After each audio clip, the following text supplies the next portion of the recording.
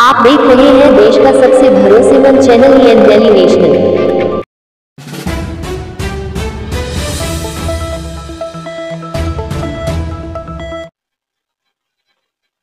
नमस्कार, आदाब। इस वक्त हम मौजूद हैं गोरखपुर के अंदर और एक बड़ी शख्सियत के साथ हम यहाँ पर मौजूद हैं। हम उससे बात करेंगे, कुछ आज के जो मौजू, आज के जो टॉपिक है उस टॉपिक पर उनकी राय जानने की कोशिश करेंगे। लेकिन सबसे पहले आज नमन करते हैं उन शहीदों को जो आजादी के लिए आज ही के दिन 1919 में जलियांवाला बाग में जनरल डायर की क्रूरता का शिकार हुए।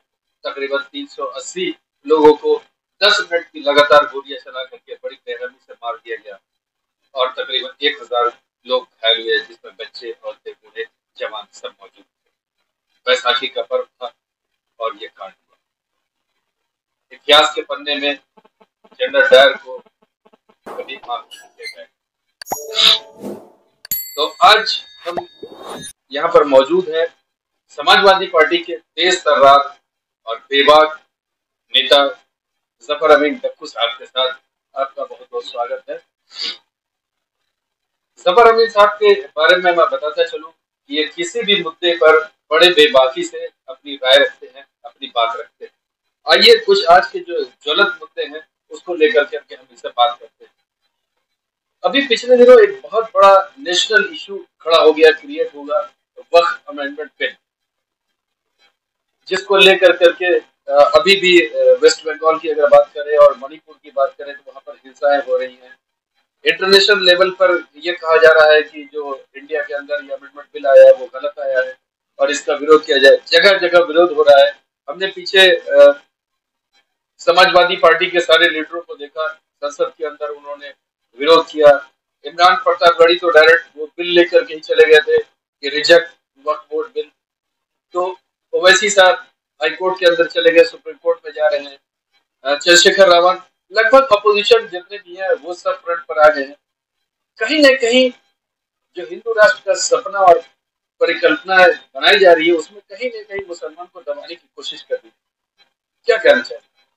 देखिए, वक्फ बिल का तो टोटल फ्रॉड किया है और सरकार ने कोई बिल आती है तो कम से कम 72 घंटे पहले पार्लियामेंट के मेंबरों को दी जाती है ताकि उसको पढ़ ले, उसको जान ले, उस पर तैयारी कर ले और तब हाउस के अंदर उसको सदन के अंदर जब पेश होता है तो उस पर बहस। ये जब बिल आ रही है उसके 6 घंटा पहले, 12 घंटा पहले किसी को एंड टाइप इस तरह से बिल को दिया गया। लेकिन उनका ये कहना था कि जेपीसी में पहले इसको डिस्कस किया गया था और जितने मुस्लिम लीडर्स थे और अपोजिशन के लीडर थे सबको मीटिंग हो चुकी है। जेपीसी में विपक्ष ने जो भी राय रखा और जिसको उन्होंने कहा कि ठीक है इस राय को हम नोट कर ले रहे हैं, वो सारी राय गायब थी।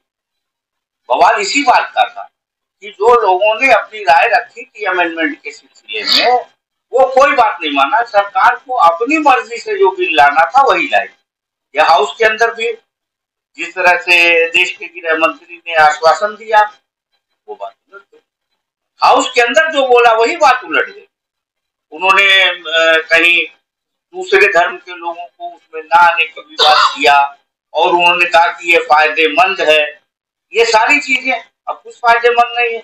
और दुर्भाग्य तो ये है कि बिल तभी अधिकृत होता है जब राष्ट्रपति, महामहिम राष्ट्रपति उस पर दस्तखत करती है राज्यसभा में पास होने के बाद। अभी तो दस्तखत नहीं होती। उत्तर प्रदेश के हर डीएम को निर्देश मिल गया कि पूरी प्रॉपर्टी की छानबीन करिए और ये लिया जाएगा, वो लिया जाएगा और ऐसा वैसा। अभी तो हम समझते उत्तर प्रदेश की सरकार भी बिल क्या पास हुई है नहीं जानती और महामहिम राष्ट्रपति के दस्तखत से पहले ही उत्तर प्रदेश के अंदर सांप्रदायिक तनाव पैदा करने की कोशिश की। देखिए, मामला है दूसरा। ये जो वक्फ बिल लाई गई है, ये जो इलेक्ट्रिक इंजन और डीजल इंजन की लड़ाई चली और इलेक्ट्रिक इंजन डीजल इंजन की लड़ाई में डीजल इंजन से ये खतरा था कि इलेक्ट्रिक इंजन के बराबर ना आ जाए और डीजल इंजन को दबाने के लिए लगातार स्टीम इंजन को डीजल इंजन इलेक्ट्रिक इंजन के निर्देश में बनाया जा रहा है। जैसे कि मध्य प्रदेश हो, जैसे कि असम हो, जैसे कि राजस्थान हो, जैसे कि मध्य प्रदेश हो, ये सारी जगहों के अचानक जो भी स्टीम के इंजन थे, कोयले के इंजन थे, वो सब तेज हो गए। उनको तेज किया गया कि डीजल इंजन के बराबर में आ जाओ, लेकिन उनको ऐसा महसूस हुआ कि डीजल इंजन के बराबर में नहीं आ पा रहे हैं, और इसमें सिर्फ जो पीडीए है वो पिसा गया। उनके मकानात गिराए गए, उनके फर्जी इनकाउंटर किए गए, और उनको न्याय कहीं नहीं मिला। चाहे वो महाकुंभ हो, उसमें न्याय नहीं मिला। आप लिस्ट उठा के देखिए, लिस्ट की आउट नहीं कर रहे हैं। उसमें सबसे ज्यादा जो पीडी के लोग हैं, उसमें सबसे ज्यादा उनकी कैजुअलिटी हुई है। तो ये हालात है। मेन मामला ये है कि डीजल इंजन अपने को स्थापित रखने के लिए इलेक्ट्रिक इंजन से लड़ाई चल रही है, और इलेक्ट्रिक इंजन ये दिखाना चाहता है कि देश के अंदर हम ही है जो देश में तमाम सवारियों को उठा सकते हैं। और डीजल इंजन इस उसमें है कि आप जो सबसे बड़ा सूबा है, यहाँ की सवारी एक तरफा हम उठाएंगे, इसकी लड़ाई कर, और इस लड़ाई में लोग पीछे जा रहे हैं। उसमें जुल्म हो रहा है। अगर उत्तर प्रदेश के अंदर 10 मकानात गिरे हैं बुलडोजर से, तो असम के अंदर 20 गिराए गए हैं। उत्तर प्रदेश के अंदर अगर जुल्म किसी विशेष समुदाय को देख के उनको मारा पीटा जा रहा है, फर्जी मुकदमा गौ हत्या का लगाया जा रहा है, बाद में पोल खुल रहा है कि अरे भाई गौ हत्या का तो सब फराड था, वो तो सब हिंदू करा रहे थे, जो सनातनी झंडा लेके चलते हैं वो लोग इस तरह की घटना करा रहे थे। तो जो नफरत का बाजार गर्म हुआ है पूरे देश के अंदर, ये डीजल इंजन और इलेक्ट्रिक इंजन की लड़ाई है, जो बनारस के अंदर भी सामने दिखा। सन 23-24 की बात करते हैं, फाइनेंशियल ईयर 23 और 24। ये वो सन था जब मदरसा बोर्ड को खत्म करने की कवायद शुरू हुई, जिसको लेकर के सुप्रीम कोर्ट ने और हाई कोर्ट ने संज्ञान लिया, और उत्तर प्रदेश सरकार की ये कानून आया था उसको पलट दिया। फिर आते हैं 23-24 ही का, वो भी रिजिट था 22-23-23-24 का। सेंट्रल गवर्नमेंट ने फार्मर बिल ले आए। 8 महीने के एजुटेशन के बाद वो रिवर्ट हो गया, वो वापस हो गया। अब इसी कवायद में पीछे एनआरसी इन लोगों ने लागू किया, और अब वक्फ अमेंडमेंट बिल। तो क्या माइनॉरिटीज ये देख रही है कि ये बिल वापस हो सकता है? ऐसा कुछ अंदेशा नजर आ रही है? क्योंकि जब ये बिल आ रहा था उसके पहले जो स्टेटमेंट्स आ रहे थे वो ये आ रहे थे कि अब इसकी लड़ाई बड़ी लंबी लड़ी जाएगी, सड़कों पर आया जाएगा और इसको लागू नहीं होने दिया जाएगा। लेकिन राष्ट्रपति ने तो साइन करके उसको कानून बना दिया। इसमें मुस्लिम पर्सनल लॉ बोर्ड और जो कोटी के उलमा है, ये सब लोग को एकजुट हुए हैं, और ये लड़ाई लंबी चलेगी। लेकिन इस देश का जो सुप्रीम कोर्ट है, न्याय प्रणाली है, न्याय व्यवस्था है, उस पर पूरा भरोसा है कि ये जो बिल है, ये मूल भावना जो है संविधान की, उस पर सीधा हमला है, और मूल भावना पे हमला करने का किसी को अधिकार नहीं है। इसलिए सुप्रीम कोर्ट जो है वक्फ बिल के जो पास किया है सरकार ने, उस पर रोक लगाएगी, और उसके खिलाफ हम लोगों को पूरा यकीन है, विश्वास है। और नहीं तो फिर कानून नाम की कोई चीज संविधान की कोई वो रह नहीं जाएगी। और ये दिखाना चाहते हैं कि हम संविधान को, आपने 2024 के चुनाव में संविधान के नाम पे हमारी बहुमत नहीं आने दिया, हम संविधान को खत्म करेंगे, ये उनकी सीधी सीधी नीयत है। विपक्ष लगातार चिल्लाता रह रहा है कि हम संविधान बचाने की लड़ाई लड़ रहे हैं। वक्त की बिल की लड़ाई भी संविधान को बचाने की लड़ाई है। अगर इस बिल पे न्याय नहीं मिलेगा तो संविधान के लिए एक बहुत बड़ा खतरा हो जाएगा। और जो डॉक्टर भीमराव अंबेडकर जी ने कहा है कि संविधान ही से हम जिंदा रहेंगे, संविधान में हमारी आत्मा है, और उसी आत्मा को संविधान में ये खत्म करना चाहते हैं कि संविधान को खत्म कर दो। डॉक्टर भीमराव अंबेडकर जी का जो की आत्मा है वो इसी संविधान में वो खत्म। ऐसा नहीं लग रहा है कि इस संविधान का बेजा इस्तेमाल किया जा रहा है? अगर आजम साहब की फैमिली की अगर बात करें तो उनका वोटर लिस्ट से नाम खत्म कर दिया गया, उनके वोटिंग राइट्स छीन लिए गए, तो कहीं कहीं तो ऐसा नहीं लग रहा है कि इसका बेजा इस्तेमाल हो रहा है? नहीं, जुल्म हो रहा है साहब, अब अभी क्या आप देख रहे हैं, एपिक नंबर जो है पूरे देश के अंदर एक ही जो मतदाता कार्ड लेके जाते हैं तो उसका एपिक नंबर एक ही होता है, यूनिक होता है, यूनिक होता है, एक होगा, किसी का भी पूरे देश में। और दो आपको दिखाई दिया, हरियाणा और गुजरात के लोग उसी नाम पे, मुसलमान का एपिक नंबर है, उसी पे जिनको ई सनातनी कह रहे हैं, ई सनातनी उसको कह रहे हैं जो समाज में नफरत पैदा कर रहा है, जो भ्रष्टाचार को बढ़ावा दे रहा है, जो संविधान को खत्म करना चाह रहा है, वही को सनातनी कह रहे हैं। इतना लाखों लाखों करोड़ों करोड़ों लोग बोलबम में जा रहे हैं, उनको ही सनातनी नहीं मानते। थोड़ा सा आपका हम इस पर भी ध्यान चाहेंगे कि अभी पीछे रमजान हुआ और ईद थी और अलविदा था, एक संबल के अंदर एक आदेश जारी किया जाता है कि अगर सड़कों पर कोई नमाज पढ़ता हुआ पाया गया तो उसका पासपोर्ट और ड्राइविंग लाइसेंस जब्त कर लिया जाए। और ठीक उसके बाद अभी रामनवमी हुई है, लगातार सड़कों पर जत्थे निकले हैं। कल करनी सेरा का एजुकेशन था, नंगी तलवार लेकर के निकले हैं।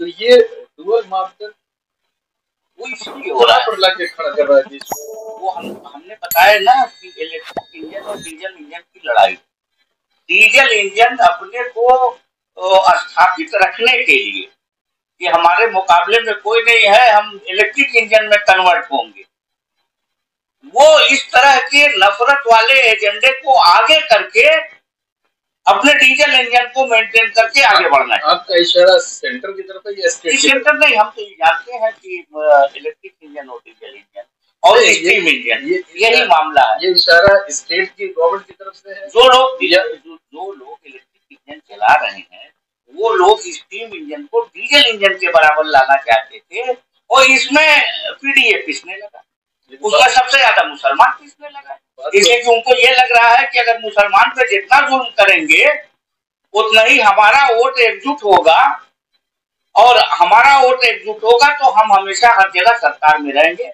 ऐसा मुमकिन नहीं है हिंदुस्तान के अंदर। आज भी मेरा कहना है कि ये वक्फ बिल की जो लड़ाई है वो मुसलमान नहीं लड़ रहा है, मुसलमान से ज्यादा मजबूती से इस देश के, हिंदुस्तान के, हमारे मुल्क के हिंदू आगे लड़ रहे हैं, चाहे वो कोर्ट हो, चाहे वो सड़क हो, हर जगह। और ये इनका मंसूबा पूरा नहीं होगा, और बेईमानी अगर निकाल दी जाए, जिसे ईवीएम पे अभी अमेरिका से आ गया, अभी अमेरिका के इंटेलिजेंस डायरेक्टर का जो बयान आ गया वो क्लियर हो गया कि साहब ईवीएम में सारी धांधली है। तो इस पे एक मजबूती से लड़ाई अभी मेन होना है, लेकिन वो लड़ाई विपक्ष न लड़ने पाए, उससे पहले सांप्रदायिक एजेंडे को लगातार बहाल रखने की कोशिश। 2024 के जनरल इलेक्शन की बात करते हैं, और खासकर से अगर यूपी के अंदर बात करते हैं तो शायद समाजवादी पार्टी पहली पार्टी थी जिसने अपने कैंडिडेट को उतार दिया था, तकरीबन 2022 के एंड में ही डिक्लेयर कर दिया था कुछ एक सीट पर, और उसके साथ ही वो पीडीए का जो एजेंडा था उसको लेकर के धरातल पर आ गई थी। और लगभग 1.5 साल उन्होंने काम करने के बाद उस पर चुनाव लड़ा और 37 सीटें उसका नतीजा। जब ये पीडीए आया उसके बाद से अगर यूपी के हम डेटा को अगर देखते हैं, और खासतौर से मुख्यमंत्री का गृह जनपद गोरखपुर होने के नाते अगर इस एरिया में हम देखें तो पीडीए पर लगातार वार होता चला आ रहा है। निषाद हो, ओबीसी हो, मुस्लिम्स हो, लगातार उनको कहीं ना कहीं काउंटर हो रहा है, कहीं ना कहीं उनको काउंटर का मतलब मैं उनको मारने की बात नहीं कर रहा, लेकिन अटैक उनके ऊपर हो रहा है, और कहीं ना कहीं कुछ ना कुछ हो रहा है, चाहे वो सरकारी मिशनरी के थ्रू हो, चाहे गैर सरकारी मिशनरी के थ्रू। इसको आप किस तरह से देखते हैं? कहीं ऐसा तो नहीं कि समाजवादी ने जो पीडीए का नारा दे दिया उससे ये खौफ होकर करके, भयभीत होकर करके उसके ऊपर जो है काउंटर कर रहे हैं? वो पूरी तरह घबरा है। मेन मुद्दा तो यही है, इनको लग रहा है कि 2027 में भारतीय जनता पार्टी का सूखड़ा साफ हो जाना, और उसको बचाने के लिए नफरत की राजनीति को और आगे बढ़ा रहे हैं। और जो लड़ाई है डीजल इंजन और इलेक्ट्रिक इंजन के बीच में, वो लड़ाई सड़कों पे अब आने वाली है, और वो आप देखिएगा कि कोई अपने इलेक्ट्रिक इंजन को ऊपर रखने की कोशिश करेगा, उसके करीब किसी डीजल इंजन को आने नहीं देगा, और डीजल इंजन वाला अपने को महफूज रखेगा कि कोई स्टीम इंजन हमारे बराबर ना आ जाए। इसी में पीडीए को पीसा जा रहा है, लेकिन पीडीए, माननीय अखिलेश यादव जी ने पीडीए के जो नारा दिया है वो नारा ही नहीं है, उस पर काम हो रहा है।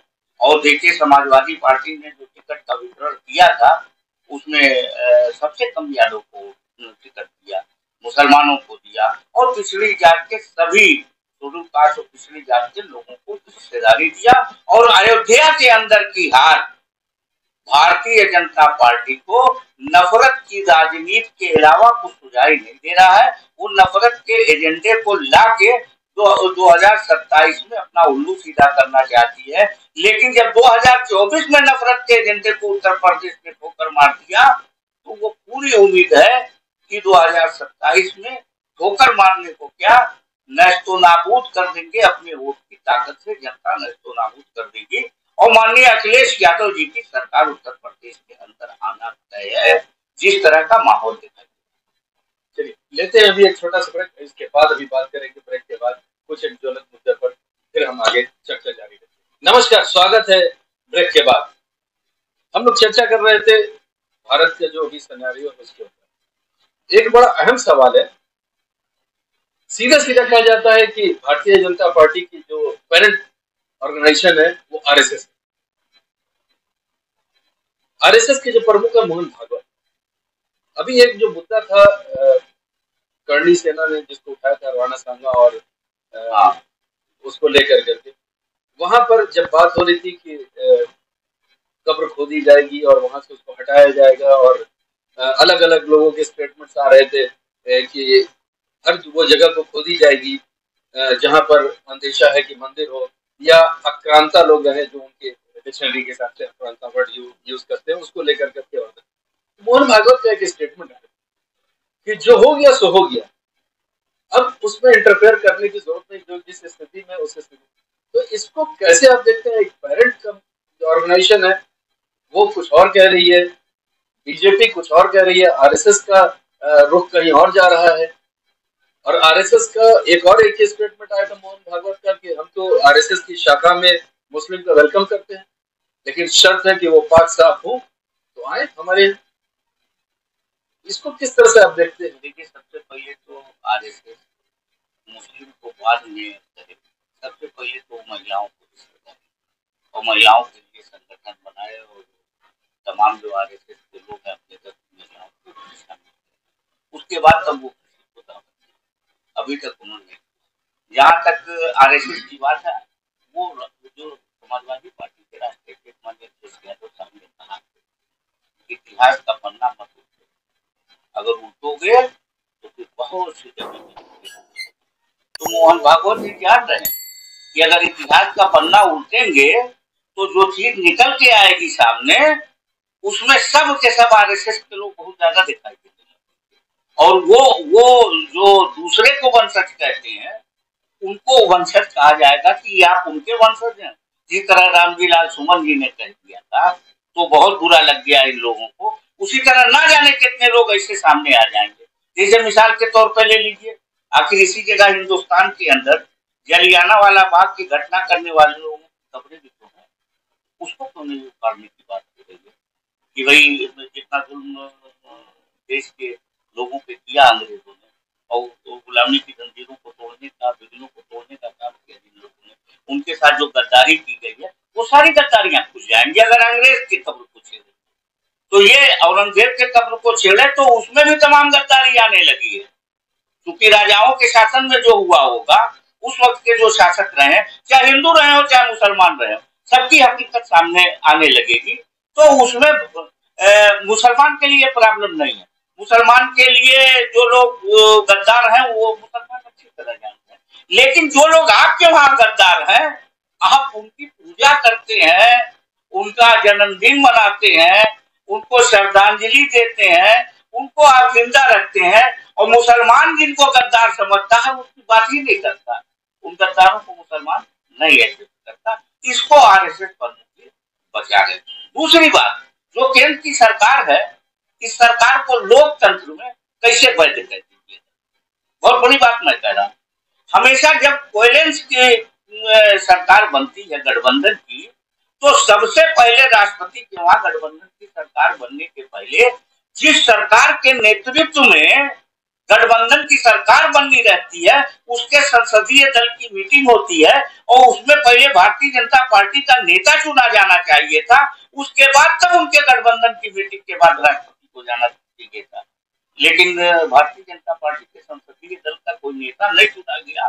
अपने से मोदी जी कैसे चुन लिए गए, बगैर चुने हुए मोदी जी का अपना नाम लिया है, एक सवाल मेरे ज़हन में आ गया। मोदी जी का एक स्टेटमेंट आया था कि 75 साल के बाद रिटायरमेंट होना चाहिए, मार्गदर्शक मंडल में जाना चाहिए। 17 सितंबर 2025 को 75 साल उनके पूरे हो। देखिए, भारतीय जनता पार्टी का अंदरूनी मामला और भारतीय जनता पार्टी ने कहा था कि यहाँ 75 साल की डेडलाइन तय किया था और अब ये आरएसएस का काम है कि अगर अनुशासन वाली पार्टी है और आरएसएस की पकड़ है तो जो 75 साल में जैसे आडवाणी जी को, मुरली मनोहर जोशी जी को, सबको दिया गया था अलग और ध्यान दिया गया था। मार्गदर्शक मंडल भी का मंडल है, कोई गया ही नहीं, बस एक नाम का मंडल है। और तो ऐसे लोगों को किनारे किया गया था, तो ये आरएसएस की उसमें मर्जी शामिल थी, आरएसएस उसका कंप्लायंस। यही हम जानना चाहते थे, आरएसएस अगर इन्वॉल्व है हर जगह, तो इस मुद्दे पर आरएसएस क्यों अलग कर रही है? दिखाई तो दे रहा है ऐसा, क्यों? आखिर उसके पीछे क्या नियत इनकी हो सकती है?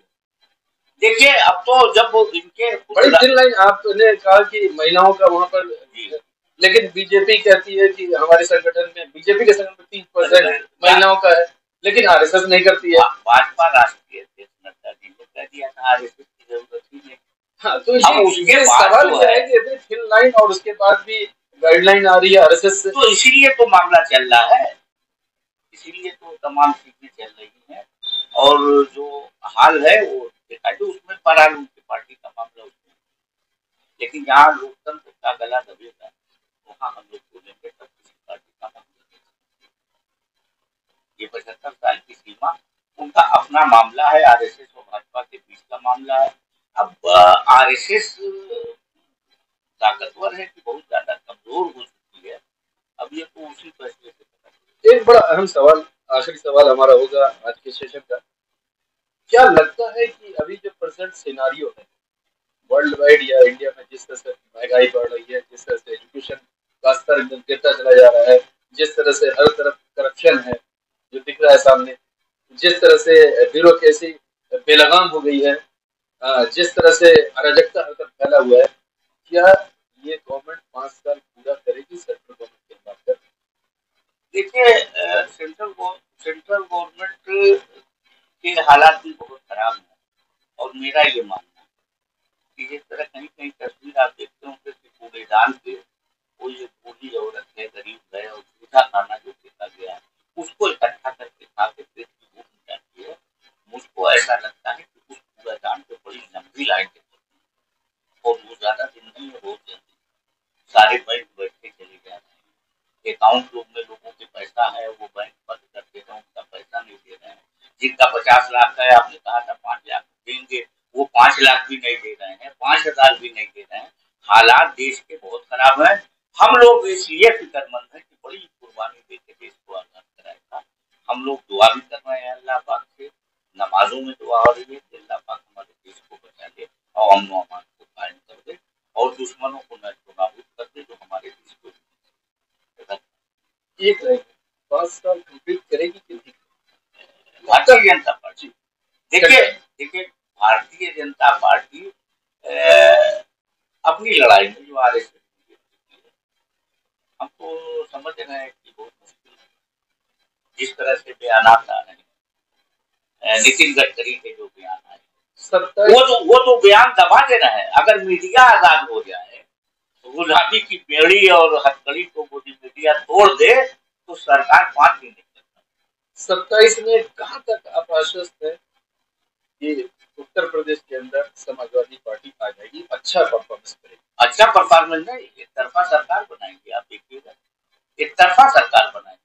दावा तो 22 में भी है, 22 की बेईमानी देखा था, हर जगह पे 20-25 हजार वोट काट दिए गए थे जो बेस वोट थे समाजवादी पार्टी। इस बार सब पूरे संगठन को उत्तर प्रदेश में अलर्ट कर दिया और कायदा उसकी वोटर लिस्ट की मॉनिटरिंग। हम लोग हर स्तर पे लड़ेंगे बूथ पे भी लड़ेंगे, चुनाव आयोग में भी लड़ेंगे, अदालत में भी लड़ेंगे, हर तरह लड़ेंगे।